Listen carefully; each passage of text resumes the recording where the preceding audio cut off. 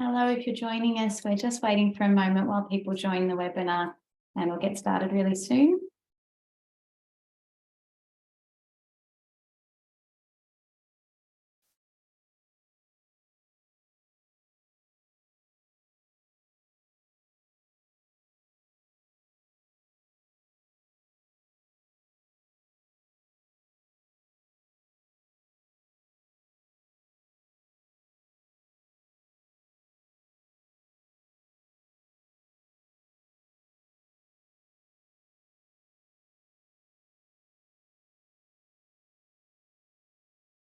Okay, well, thank you to everyone who's joining us. I think we're going to get started.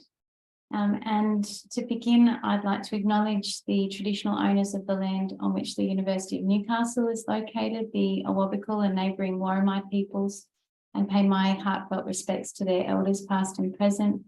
I acknowledge all Aboriginal and Torres Strait Islander people joining our event today, including First Nations students of our School of Law and Justice.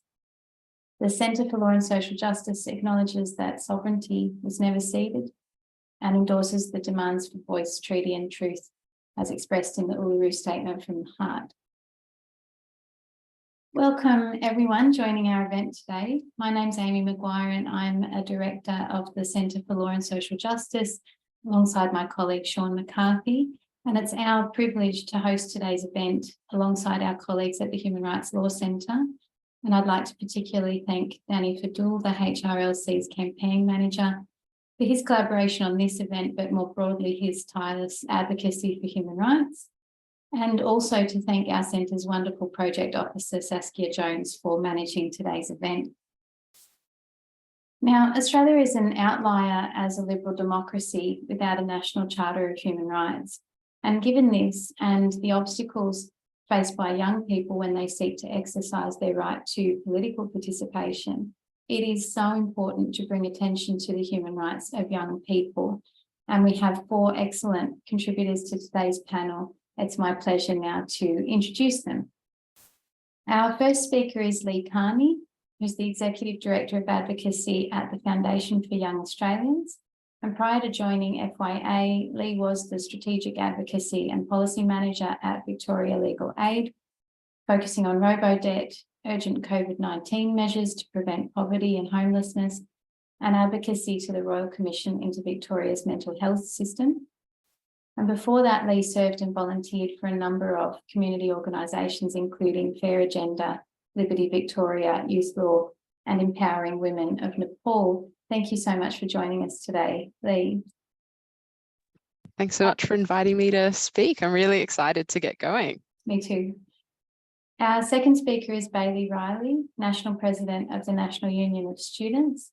Bailey started higher education at TAFE in Bathurst before moving to Sydney and studying at the University of Technology, Sydney.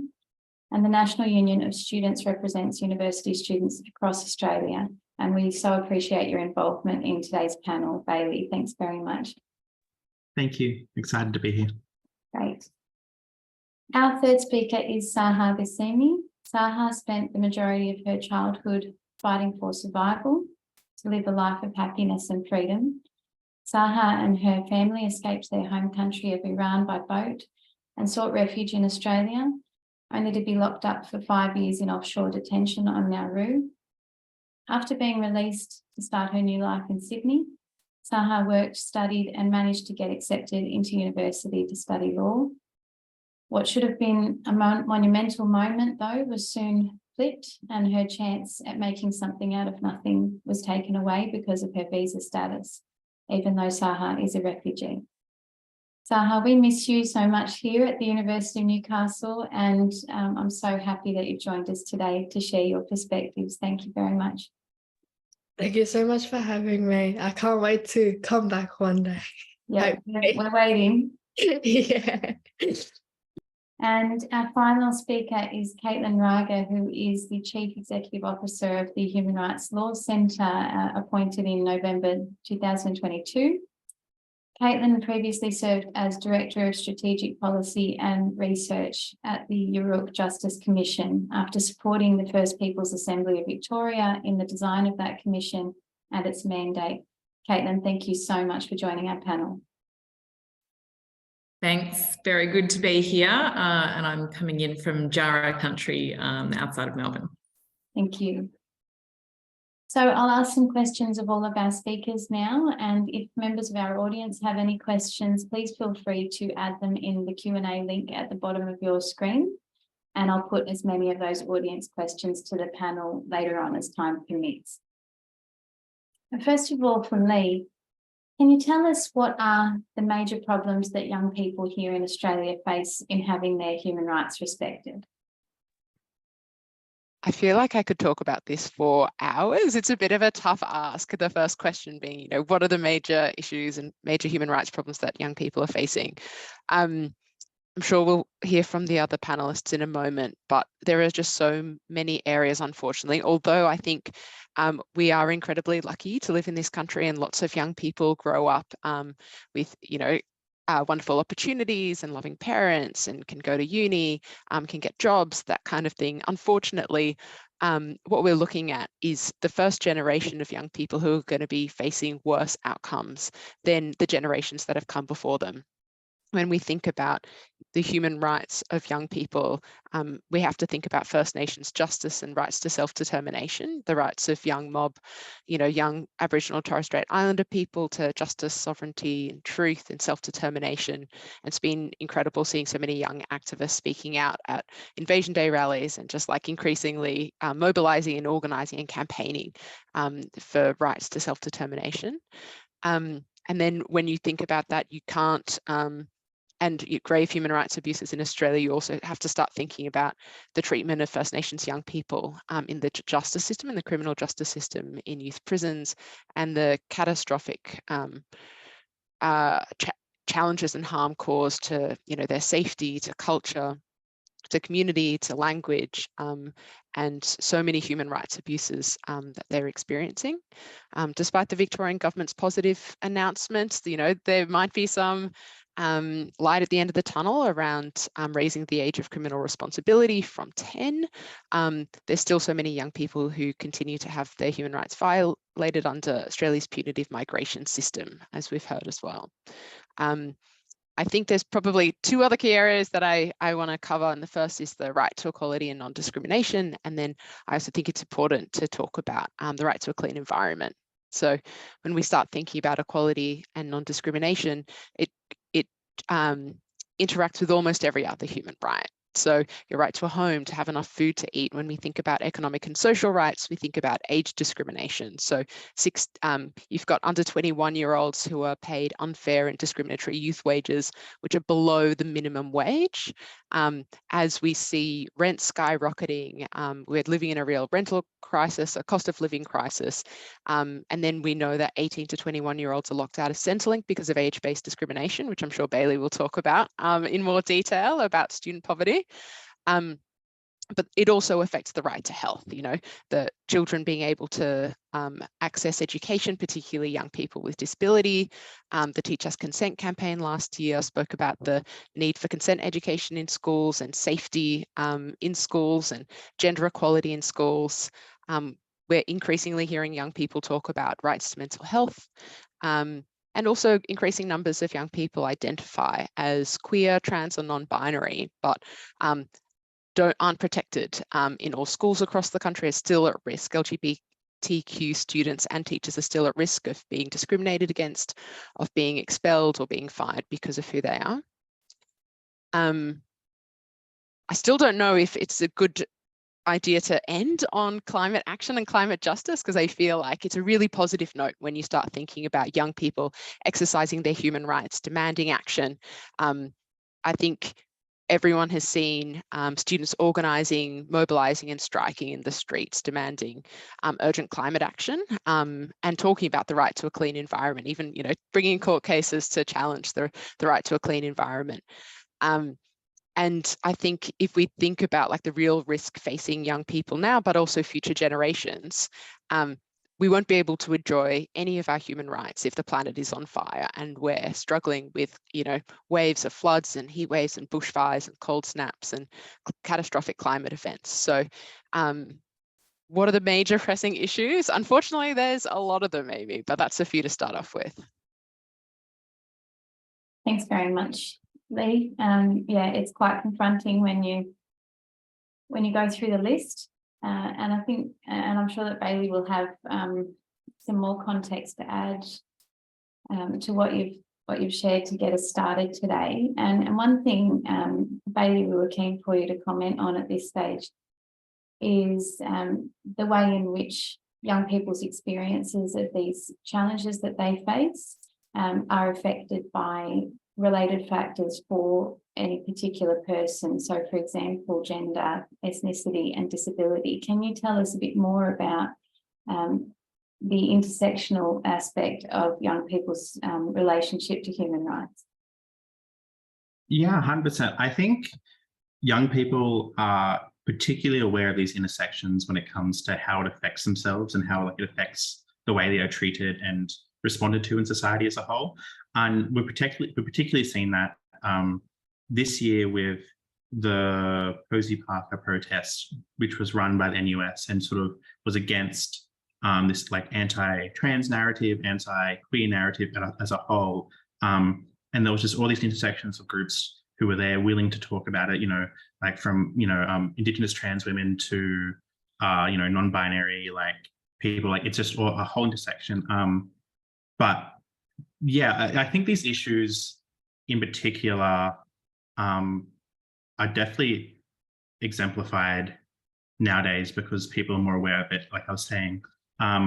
So for young people who are, young women, they know that they're going to grow up, they're going to have less super, they're going to have a higher student debt, they're going to get paid less and expected to, do an insane amount of unpaid labor just in the home, in the work, in everywhere. And they're definitely not happy with it. We're seeing that especially with the current government, who has had the switch of trying to empower women, make sure that gendered workforces are properly looked at, et cetera, et cetera. But that focus is particularly on older women and older people, and the young people sort of being left behind again. And there's just a whole range of issues, especially that we've seen through the National Youth Students that come to that, like our recent big campaign this year has been around HEX indexation, and the whole issue has been that women hold a majority of HEX debt. They take longer to pay it off because they get paid less, and it's just obviously this compounding issue.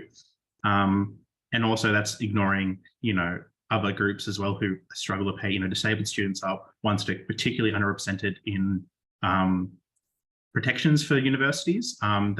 It varies by university, state to state, and there's no sort of duty of care system, as we like to call it, that nationally enforces standards for university students, and obviously that helps particularly young people. But yeah, I think just the intersectionality of this all comes together really well in young people. And going back to the climate movement, like we see young people, they don't just talk about what's happening in their backyards. They're talking about how this is going to affect the Pacific around them. They get talking about how it's going to affect marginalized groups in other countries, and particularly like marginalized women and marginalized identities. Like it's this entire thing. I think young people are particularly aware of it and are keen to make sure that all these voices are heard, all these experiences are shared, just so it's not just one person's issue. And climate change is, I think, probably in climate action is probably the best indicator of that people are out there fighting for all people. Well, young people are at least, and whole generations. But yeah, I think it's particularly interesting that young people are probably the most intersectional groups nowadays, or aware of the intersections, I could say. Yeah. Thanks very much, Bailey. And you mentioning the significance of lived experience takes me to our first question for Sahar. So Sahar, in early 2021, you commenced studying law here with us at the University of Newcastle through a scholarship for asylum seekers. Can you tell us, please, what happened 7 weeks into your studies and what impact your experience has had on your human rights? Unfortunately, 7 weeks into my studying, The government decided to take away my study rights because I turned 18.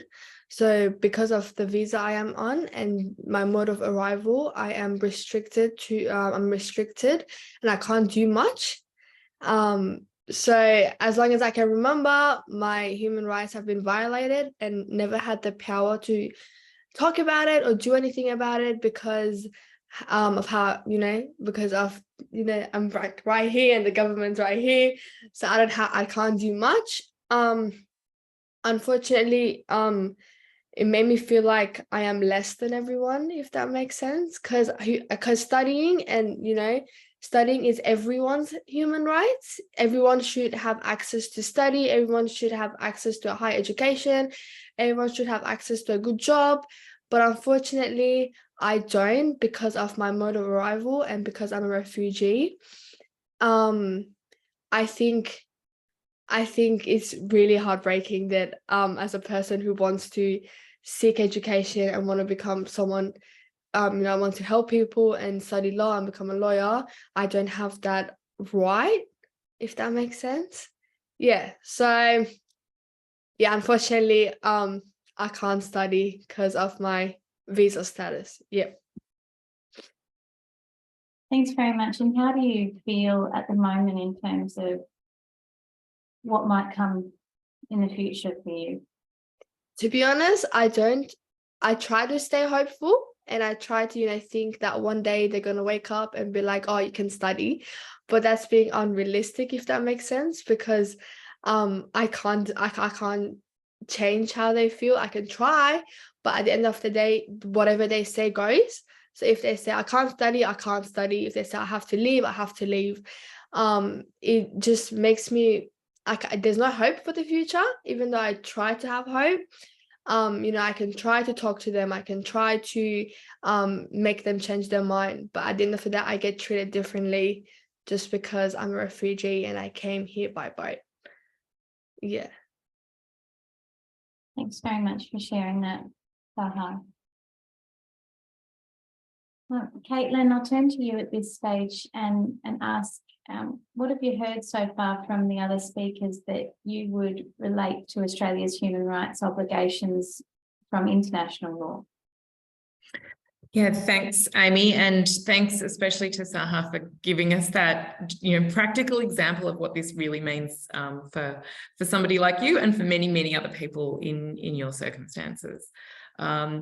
And I mean, these kinds of experiences really just highlight that there is such a huge gap in practice between what Australia has signed up to and voluntarily accepted as legal obligations under international human rights law, and what the reality is here in Australia with the very messy, complicated patchwork of legal protections that we have that don't actually make a blanket set of human rights protections, and there's lots of ways in which people fall through the gaps, as Sahar's just described. I mean, we've heard a huge array of things already covered, and we haven't had a chance to go into these in detail. But Lee talked earlier about the problems with the very, very minimal and very disappointing announcements around raising the age of criminal responsibility. And it's very clear under Australia's obligations under the Convention on the Rights of the Child. The committee that oversees that is very clear that the absolute minimum needs to be 14 for all countries in the world. And Australia is way behind. And taking such a minimal step forward to 12 is just not good enough.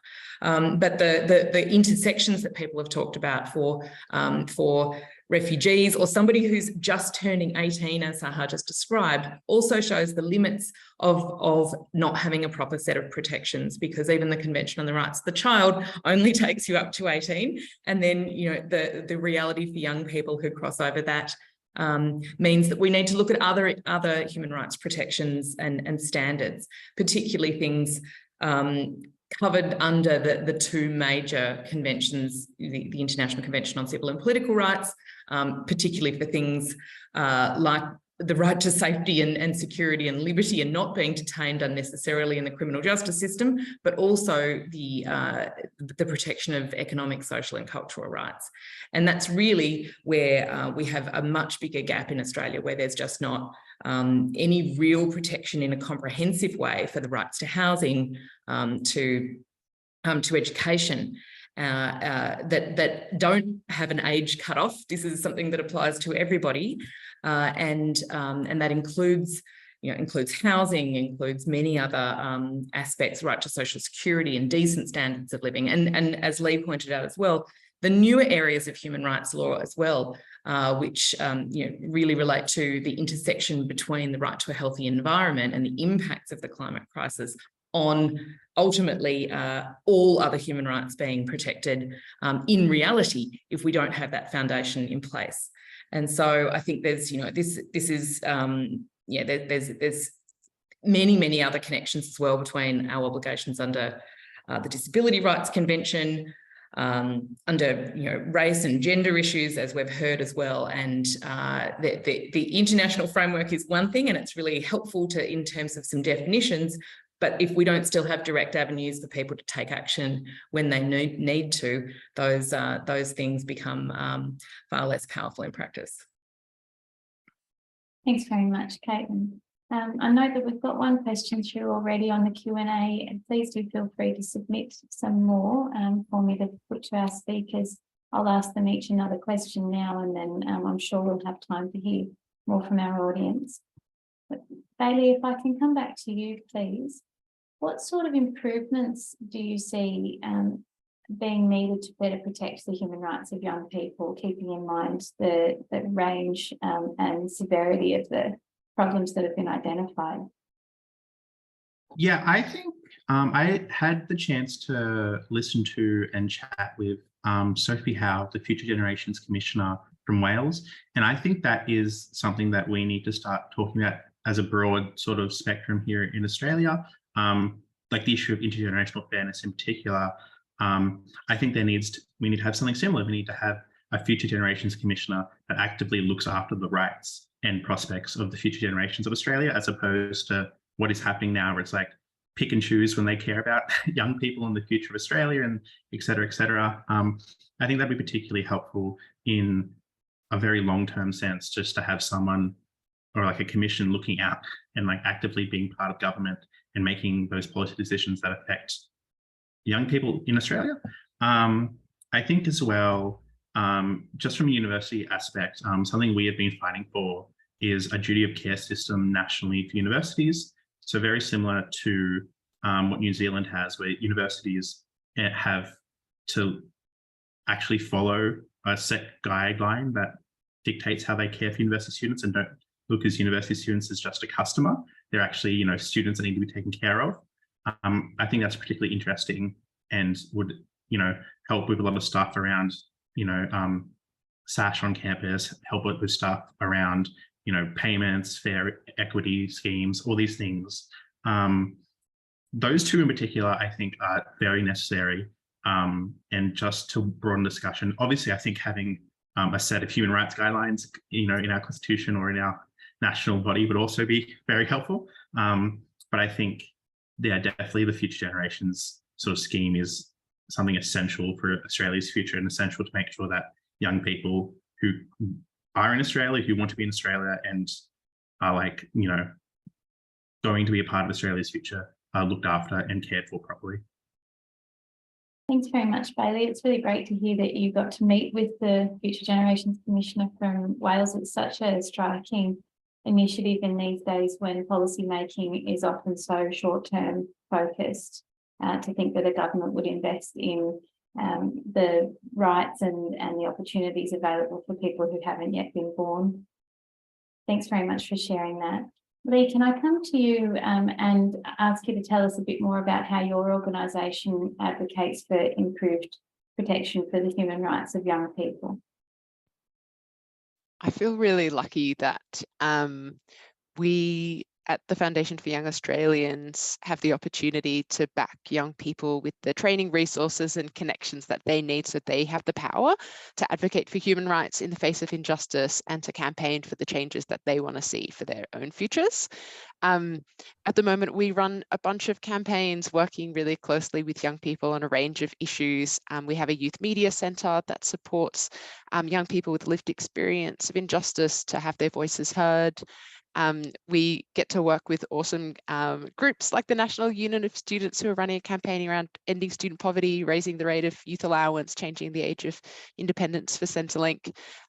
We're also, will soon be, I think in June, you'll see the official launch of the Make It 16 Australia campaign. This is a group of incredible 15, 16 and 17-year-olds from across the country who want to campaign to lower the voting age from 18 to 16. And we also get to campaign for a range of other issues around intergenerational fairness. And also at the moment, I think we in Mackay, there are elections this week for the first youth council in Australia. So we also have programs setting up democratically elected youth councils of 11 to 17-year-olds, and we're hoping that we'll be able to do that across the country. Fantastic. Thank you so much, Lee. Sahar, coming back to you now, what improvements would you like to see to ensure that you and people who are in a similar situation to you can access higher education? To be honest, the only improvement I want to see is us being treated as equal to everyone else. Because I feel like as a refugee, there's this we are in this category of people that people don't want to have in their country, if that makes sense. Like, I don't know how to explain it, but like I'm as equal as everyone in this Zoom meeting. I'm not less than everyone because I came here by boat. And I just want the government to realize that, you know, as a 9-year-old girl, I had no choice but to come with my family. I had no idea that I was breaking a law for seeking asylum, even though I'm not breaking any law. Seeking asylum is everyone's human right. If I am being persecuted in my country and if I am in danger, I am allowed to seek asylum. So I just want them to treat me and everyone else in my situation as equal as everyone else. I want them to get rid of policies like this where I can't study as an 18-year-old when I got into uni with a full scholarship, because it's just unfair. As a human being, they have to let me study because it's my human rights. And I want people to talk about it, because not many people know about my situation, and that's what I've been doing, sharing awareness, because, you know, not many people know what refugees go through. You know, it's like when I tell people I don't have study rights, they'll get so confused. Why do you not have study rights? You know, it's a new thing to people because it's not like what everyone, you know, everyone's everyday life is. But yeah, sharing awareness, people talking about it, maybe bringing it up with the government, so, you know, there's like a push towards changing this policy. So there's so many other people that I know that want to study but don't have the study rights like me, you know. So it's just basically sharing awareness and changing the policies, because I want to be treated as equal as everyone else in Australia, because I think as a human being, I deserve that.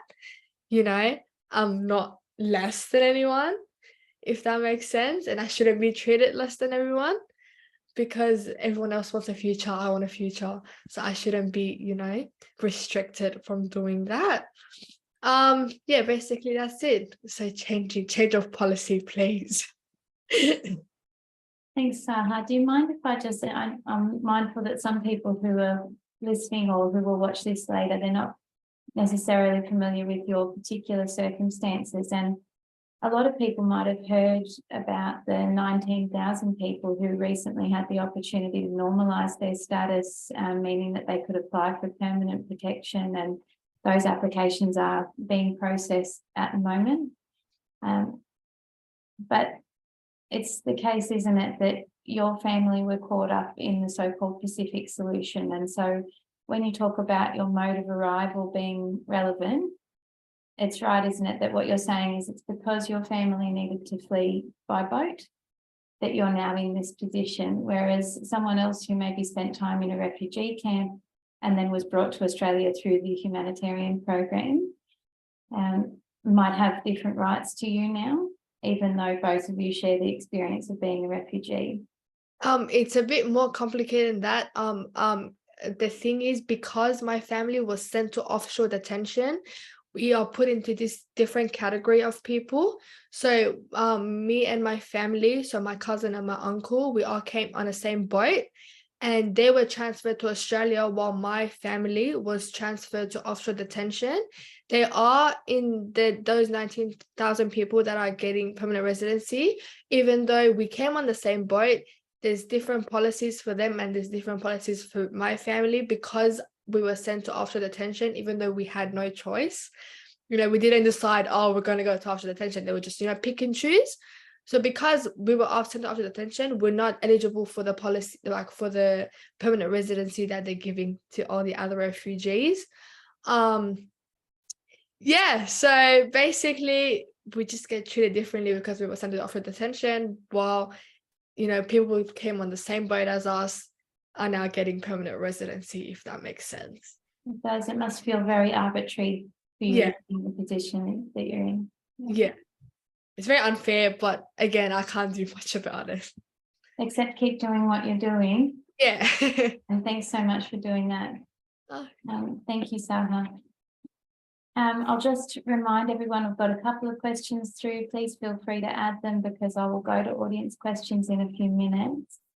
But Caitlin, first of all, in light of everything that we've heard about so far, can you tell us how you think an Australian Charter of Human Rights might make a difference for young people? Thanks, Amy. I think the first place to have a look at is where charters are already in place in Australia. And so Queensland, ACT and Victoria are the only 3 jurisdictions that currently have some form of legislative broad-based protection of human rights. And we're already seeing really practical outcomes that come from that. So that's our first clue to looking at what this would look like at a federal level. And there's examples where in the ACT, refugee kids actually have been able to been recognised as having the right to education, because the right to education is protected in the ACT in a broad-based way that doesn't depend then on your migration status. In Victoria, we don't have economic and social rights, unfortunately, included in the Charter of Human Rights and Responsibilities, but even so, it has still been a tool that's been used.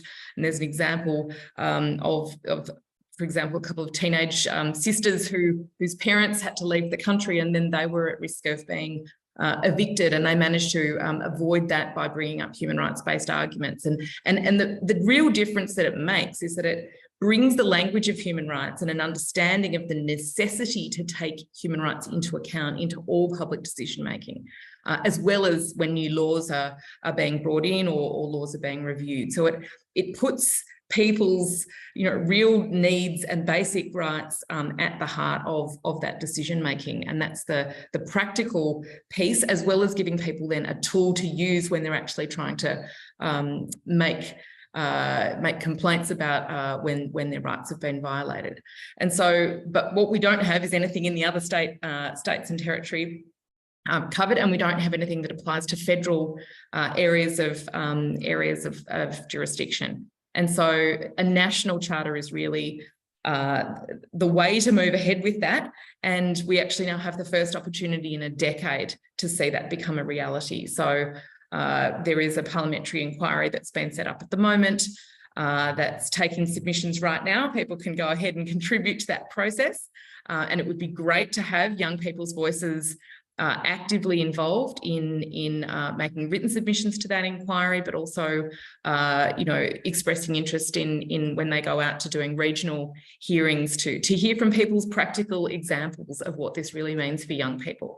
And the proposal that's on the table is for a national charter that would include the full range of not only civil and political rights, but also the rights to housing and education, and social security and a decent standard of living and all of those important pieces that are not really covered in a comprehensive way elsewhere. And the other really interesting proposal that's on the table, and this has been put forward by the Australian Human Rights Commission, and the parliamentary inquiry is using that model as the basis for these new discussions. And it includes what's called a positive duty on public decision makers to consult with young people, children in particular, who would be affected. This is a really quite important new step that would be, if this actually gets over the line, where there would be an obligation to actually make sure that in the case of children's rights, that they would be consulted as part of new legislation coming in or part of decisions being made. So it's not only a remedy when something goes wrong, but at a much earlier stage to prevent these kinds of things taking place at all. But if people want to have a look at more detail, there's we actually have been supporting a campaign for a long time at the Human Rights Law Centre, along with over 80 other organisations now, and there's a website you can go to, charterofrights.org.au, which has many practical examples of how a Charter of Rights has been already being used in the 3 jurisdictions I mentioned, and that gives the sort of the practical illustrations of what this would mean, and gives us some hope of what could be in place if there is enough support to get this over the line. Thanks very much, Caitlin. Thanks for highlighting the value of the elements beyond just the bare law reform, because I think a lot of us can be a bit suspicious of how much change we'll see if we're talking just about making the laws formally equal. But I hear what you're saying about the value then of also putting positive obligations on public officials to consult prior to violations happening, and to build up effectively what is a human rights culture that we're lacking in Australia. So a language that people can use to assert their rights, and to know then that decision makers are not only interested but actually bound to be interested in those assertions. We've got some great questions through now. Thank you very much from our audience. And first of all, from Kim. Kim says, from the comments seen on Twitter from the speakers, do you agree that all of these crises that have been identified in the discussion are interconnected? Who'd like to respond to that one first?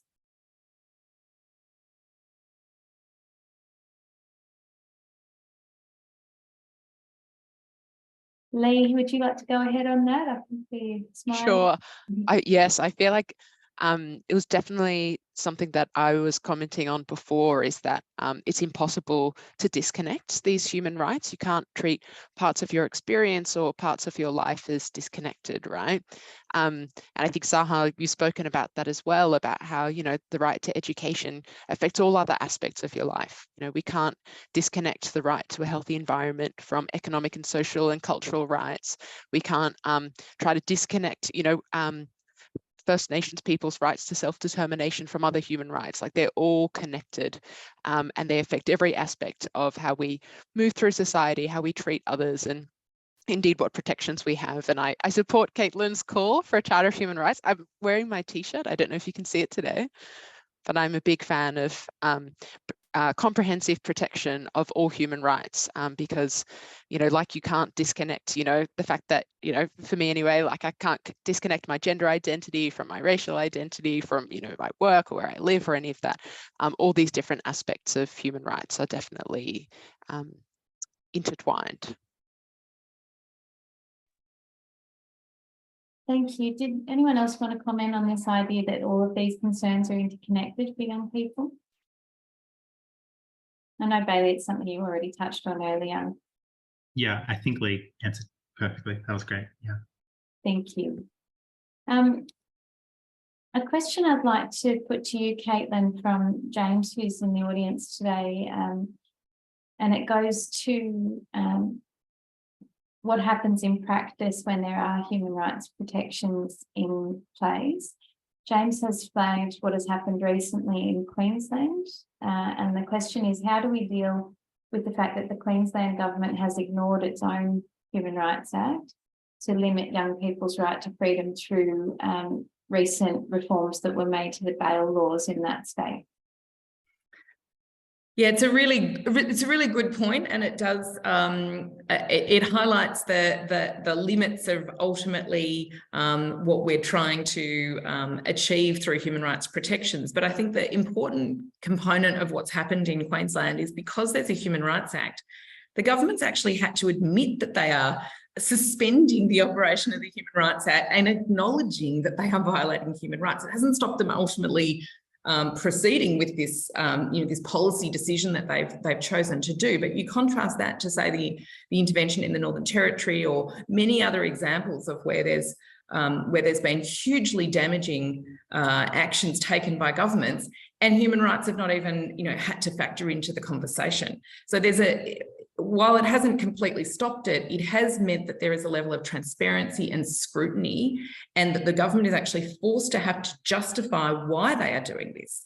And they are also therefore under scrutiny to make sure that this is not an indefinite position. It needs to be as restrictive as possible, and this gives advocates and everybody who's concerned about it to actually hold them to account and keep that scrutiny up, which is much harder to do when there's nothing else. There's no sort of limitations, and the arguments are just that security or law and order or whatever argument is being put forward is unquestionable.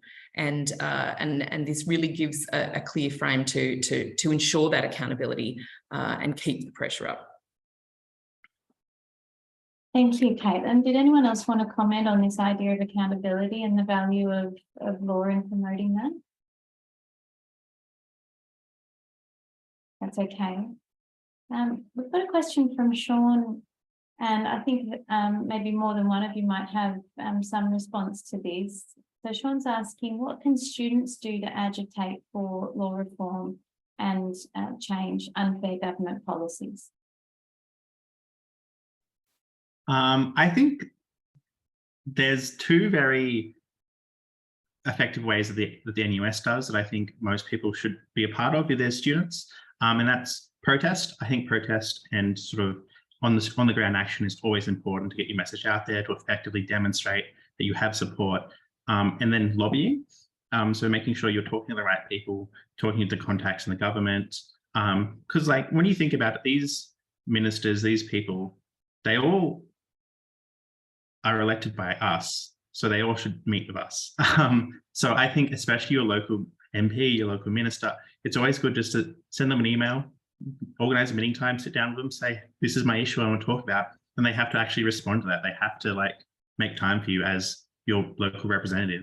And if you're representing sort of any other group as well, it's a lot easier to get involved. I think for students, particularly in Australia, each university has a student union or a student association that does this in particular for the entire student body of those universities that you should get involved in.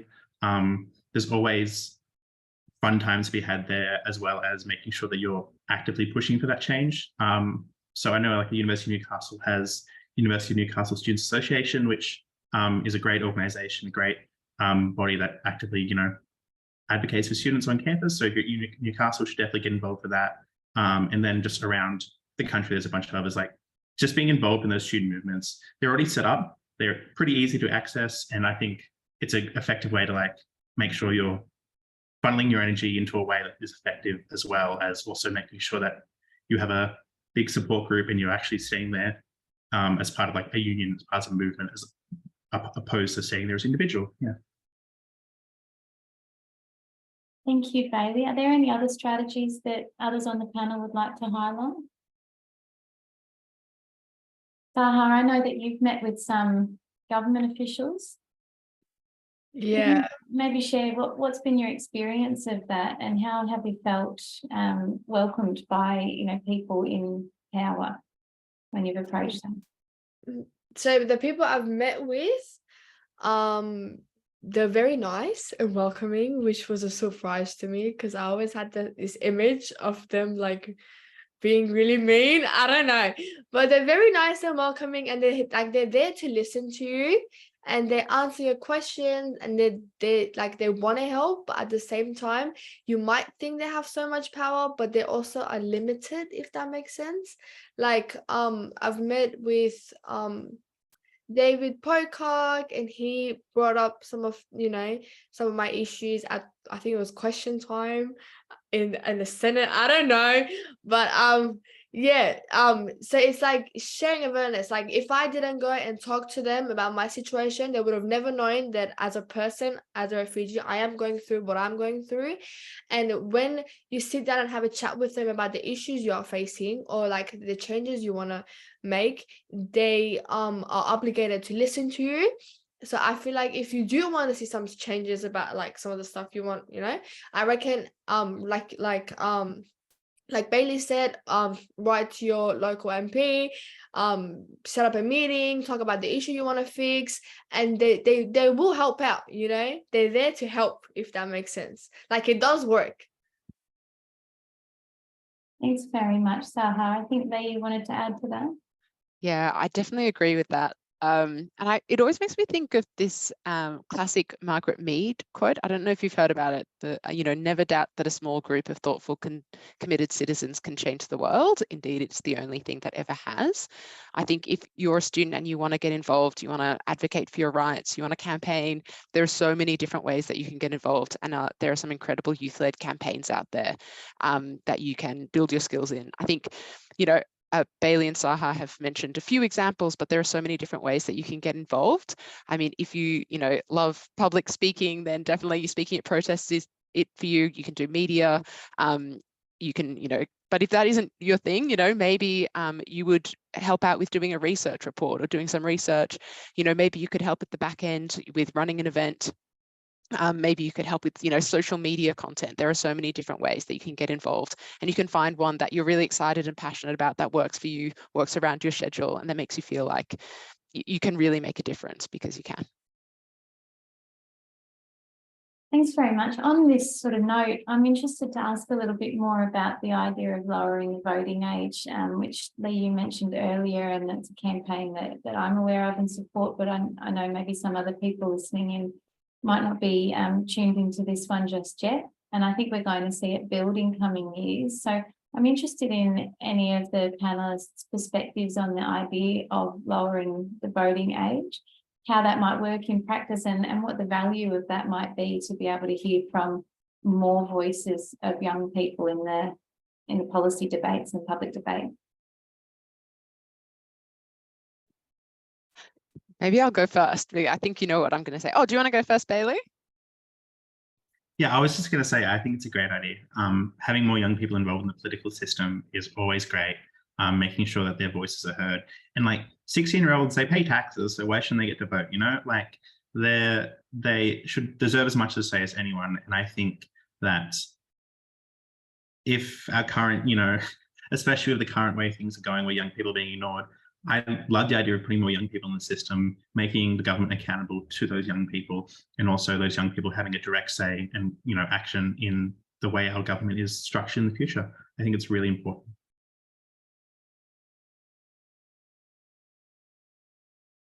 There's a couple of things I might say about this. The first is that I don't know if you saw, but recently, but New Zealand has committed to lowering the voting age to 16. And that was after a test case that was brought under their equivalent, New Zealand equivalent of a Charter of Human Rights, where their Supreme Court found that it was unfair and unjustified age discrimination against 16 and 17-year-olds to deny them the right to vote. So that's the kind of thing that, in Australia, we would be able to do if we had a national Charter of Human Rights. Unfortunately, we can't. And so that means that, the amazing young campaigners at Make It 16 are having to go the hard slog route and build public support and media pressure and meet with government to try to get it across the line. But actually, many other countries like Austria and Argentina, Brazil, Scotland and Wales have already lowered the voting age to 16 as well. I think it'll really strengthen Australia's democracy. And if you don't take my word for it, you can head to makeit16.au, sign the petition and have a read of some of the reasons that 16 and 17-year-olds believe they should be given the right to vote. Thanks very much, Lee. Caitlin, would you like to add comments here? Yeah, I was just going to say there's another question in the chat there that I think directly kind of follows from the implications of what Lee and Bailey have just been saying. Part of the reason that there is not, I think, a clearer focus in the international human rights framework around the rights of young people is because you need to have more young people's voices in there actually influencing the definition and the legal recognition of these processes at national levels, at local levels, and at international levels. And really the main way that we have currently is to look at the sort of rights to equality and freedom from discrimination on the basis of age. That's not defined specifically once except for people under 18, but you can still make very strong arguments that there is age-related discrimination when the impact on the particular circumstances of young people and all of these compounding effects that we've talked about, particularly when their voices are not being taken into account in decision-making and policy setting, that this ultimately results in unequal and inequities as a result. And so I think these, we see the connection then between the importance of having a seat at the table and having a voice in then pushing forward for legal protections and legal recognition. Thanks very much, Caitlin. Sahar, did you want to comment on this idea of getting more young people into the political discourse? Yeah, I think it's a great idea because there's when you're like younger people have different perspectives, so like because they're the next generation, they should be able to vote earlier because like who is in the government is going to impact them, if that makes sense. So they should also have a say. Plus, adding on to that, I think refugees and asylum seekers who are not citizens should also be allowed to vote because they do live in this country and it does impact them, and they are paying taxes and they are working, so why should they not be allowed to vote, if that makes sense. Thanks very much. Yeah, it makes good sense to me, but I'm already converted. We do have one comment in the Q&A just specifically on this point that I'd like to put to anyone who'd like to respond. And this audience member says that their only concern with lowering the voting age is that it is already a battle to ensure that youth offenders are treated as children in the criminal justice system. So how can we balance recognising voice and ensuring that this doesn't erode the few protections that a juvenile-focused legal system should provide? Does anyone have a comment in response to that? Yeah, I would just say that I think we've already got really clear ways of balancing those different elements. And if you look at the Convention on the Rights of the Child and the idea of what's in the best interests of children, it also allows for recognising that people's ability to have a say in decisions that affect them changes as children get older and as they get closer towards adulthood. So there is space for nuance in there, and saying that, kids who are, approaching, and an individual level as well of approaching a higher age can still be able to have, important contributions to make, while still on other issues, still needing the levels of protection that should be afforded given their stage of development. So I don't think we have to worry too much about those tensions, because we already, this is something that the family court already takes into account, for instance, in existing Australian law.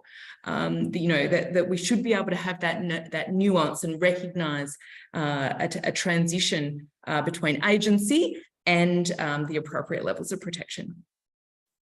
Thanks so much, Caitlin. I'll try to address just a couple more, and I'm sorry, I'm going to miss out on a couple of the things in the Q&A because, of course, we'll respect everyone's time and finish on time. But we have a question here from Julian, who's joining us from Germany, which is fantastic. And Julian asks, could you further elaborate why young people are distinctly affected or not sufficiently covered by existing international human rights treaties? Is this a question of the rights themselves, or is it a question of enforcement? If you'd like to comment there. I picked up on some of those things, I think, in the answer before last, just in terms of, I think we do have some capacity within the way the international law definitions are done at the moment, and then what that means in domestic law for discrimination on the basis of age. But it's not calling out specifically, as Julian points out, it's not calling out specifically the particular needs and interests of young people. So it requires a little bit of acrobatics and interpretation. But I think there's definitely moves towards that. And we see that, as was pointed out at the start of the conversation, around the push to recognise a healthy environment and the developments that we're seeing in around wellbeing and the interests of future generations. So I think these things are starting to get in there. So it is partly a process of reforming and adding to what we have in terms of those legal protections, but then it's also about using those in practice. So I think it's a bit of a mix between the enforcement and the reform side. Thanks so much, Caitlin. Just time for one more question, and coming back to the idea of a national charter, Gail has raised a question for us. Gail heard that the Human Rights Act in Queensland made the government open to transparency and scrutiny. That was discussed earlier. However, if human rights are only aspirational, as they are now, how would the National Charter embed remedies in Australian law? So talking here not just about having those human rights standards in domestic law, but what real benefit could it deliver in terms of remedies when rights are violated? Maybe I'll just start quickly, but the big difference between the Queensland and Victorian state level charters and what's proposed for a national one is the remedies, that you would be able to take direct action to complain that human rights have been violated without needing to find another legal remedy first and sort of add on the human rights argument on top, which is what you currently have to do in Victoria and Queensland. And so there is a proposal for this federal charter that there would be a direct cause of action legally, a direct complaint process. Currently, what's proposed is that complaint could go directly to the Australian Human Rights Commission, and then potentially legal action beyond that. And I think a lot of there was a big survey that was done before the Queensland Act came into force, actually, or just as it was coming into force, that showed most Australians do want to be able to hold governments accountable in the courts.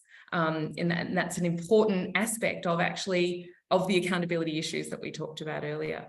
So it's not a magic bullet. It's one extra tool, but it's a pretty powerful extra tool of that sort of scrutiny, and then some action to seek a response when ideally you want to prevent these things happening in the first place, but you also then need the stick in the event that it does happen. Thank you, Caitlin. Leah, I'm a bit like you. I could sit here and keep this conversation going for several hours, but I probably shouldn't. So I should conclude on time. Thank you so much to our speakers today. Your insights have been so valuable, and I'm looking forward to sharing them beyond today's audience. We will be sharing this recording with everyone who's attended today, and asking you all to distribute it through your networks as widely as possible, including I'd really encourage you to share the recording with any students and teachers you know in schools and in universities, because it's so important that we get these sorts of insights out to young people who can benefit from learning more about how to advocate for their rights and the work that's being done by wonderful people like our panelists today to do that important work. It's our great pleasure to collaborate with the Human Rights Law Centre, and I'd like to thank them so much for the opportunity to host this webinar. Please continue to support the HRLC and to support our Centre for Law and Social Justice with your attendance at our events. But for now, thank you very much and goodbye.